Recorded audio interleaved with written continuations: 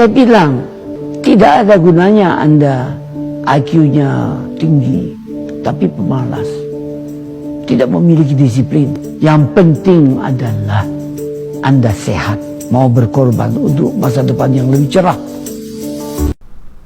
Assalamualaikum warahmatullahi wabarakatuh, dan salam sejahtera buat kalian semua. Apa kabar semuanya? Semoga kalian senantiasa sehat, kuat, dan tetap bersemangat meneruskan fakta bersama saya.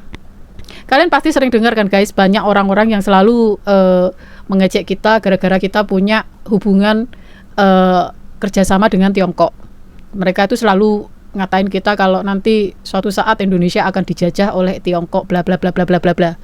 Seolah-olah apa yang dilakukan oleh Tiongkok itu terhadap negara lain itu adalah suatu penjajahan. Padahal kalau menurut runtutan dari sejarahnya, Tiongkok itu dari dulu nggak mau macam-macam lah sama negara lain. Tiongkok itu bukan neokolonialisme barat ya. Jadi banyak sekali yang mengira hubungan erat antara Indonesia dan Tiongkok itu baru terjadi belakangan ini. Seolah-olah kita itu baru saling mengenal beberapa dekade saja. Padahal kalau kita buka catatan resmi kerajaan-kerajaan kuno Tiongkok, nama-nama tanah air kita itu sudah tercatat rapi sejak ribuan tahun silam. Pertanyaannya, apakah Nusantara kala itu hanya sekedar tempat singgah pedagang asing atau justru kita yang menjadi tuan rumah sekaligus pengatur utama jalur perdagangan dunia? Mari kita telusuri bukti-bukti yang tidak bisa dibantah. Jejak diplomasi dan perdagangan sejak awal Masehi. Mari kita mulai dari kerajaan tertua kita, Kerajaan Kutai Martadipura di Kalimantan Timur. Sekitar abad ke-4 Masehi, catatan dinasti Han dan masa berikutnya sudah mencatat adanya komoditas seperti emas, rotan, dan hasil laut yang bergerak dari wilayah ini menuju ke Tiongkok. Kemudian datang Tarumanegara di Jawa Barat yang pada tahun 424 Masehi secara resmi mengirimkan utusan langsung ke istana Kaisar Tiongkok. Itu bukti pengakuan setara antar negara, bukan sekedar pertemuan pedagang acak ya. Lalu ada kisah biksu bernama Fasyan yang pulang dari India lewat laut sekitar tahun 414 Masehi dan sempat berlabuh di wilayah yang diyakini bagian dari Tarumanegara. Dalam bukunya Catatan Negara-negara Buddhis, ia menggambarkan kehidupan masyarakat, pelabuhan, dan keragaman keyakinan di sana.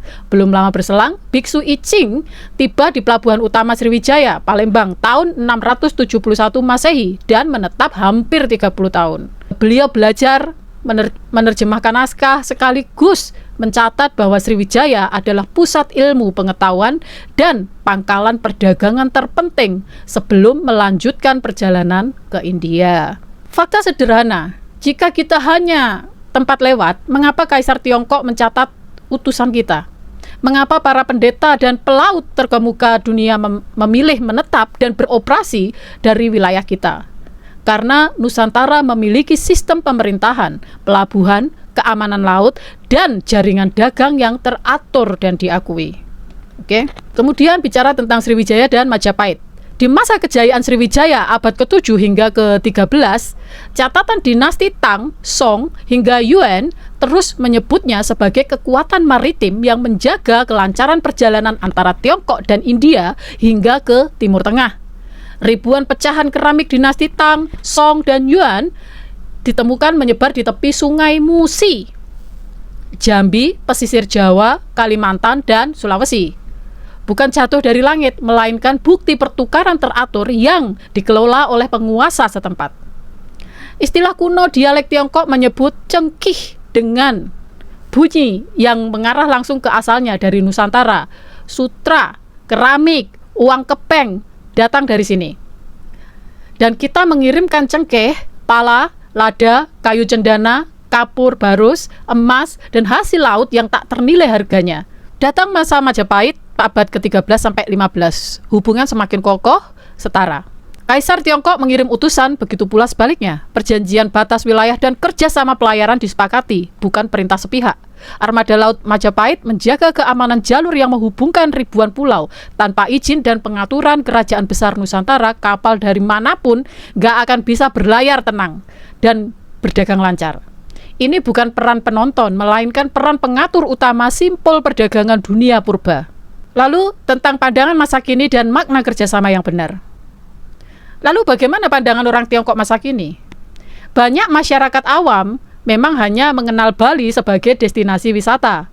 Belum banyak yang sadar betapa dalamnya akar sejarah peradaban kita. Namun para sejarawan, arkeolog, dan pengambil kebijaksanaan di sana mengakui fakta-fakta yang tercantum dalam naskah kuno dan temuan arkeologi bahwa Indonesia adalah mitra dagang utama Tiongkok di ASEAN selama lebih dari 1 dekade berturut-turut. Bukan kebetulan semata, melainkan kelanjutan posisi strategis yang kita pegang sejak zaman leluhur kita. Kerjasama masa kini tetap harus berlandaskan kedaulatan, itu penting. Kekayaan alam seperti nikel, batu bara, hasil laut, pertanian, serta proyek infrastruktur yang saling menguntungkan, semuanya harus tetap berada di bawah kendali dan pengelolaan bangsa Indonesia. Kita belajar dari sejarah, kerajaan besar kita dulu berdiri tegak karena tahu siapa diri kita, tahu apa hak kita, dan tahu cara menjaga martabat kerjasama dengan bangsa lain. Kita tidak perlu meminjam jati diri dan tidak perlu membiarkan sejarah yang utuh dipotong-potong demi narasi yang salah. Jadi teman-teman semua, catatan bangsa lain pun membuktikan Nusantara bukan sekedar tempat singgah pedagang, melainkan peradaban yang sejak awal terlibat aktif mengatur dan menggerakkan pertukaran dunia. Kerajaan Kutai, Tarumanegara, Sriwijaya, Majapahit adalah bukti nyata bahwa jejak kita sudah tertulis rapi di lembar sejarah internasional jauh sebelum batas negara modern terbentuk. Semakin kita tahu sejarah aslinya, semakin kuat kita berdiri atas kaki sendiri. Kalau kalian merasa ini penting dan meluruskan banyak hal yang selama ini terabaikan, silahkan berikan like, tuliskan pandangan kalian di kolom komentar, subscribe, dan bagikan agar semakin banyak saudara kita yang kembali mengenal kebesaran warisan leluhur sendiri. Terima kasih sudah menyimak sampai akhir. Sampai jumpa di pembahasan berikutnya. Wassalamualaikum warahmatullahi wabarakatuh. Tanah air, ku tidak lupakan, kan terkenang selama hidupku. Proklamasi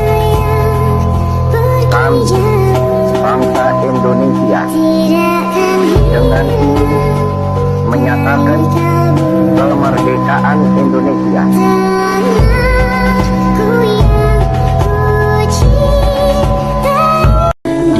Jakarta, 17 Agustus 1945, atas nama bangsa Indonesia, Soekarno, Hatta.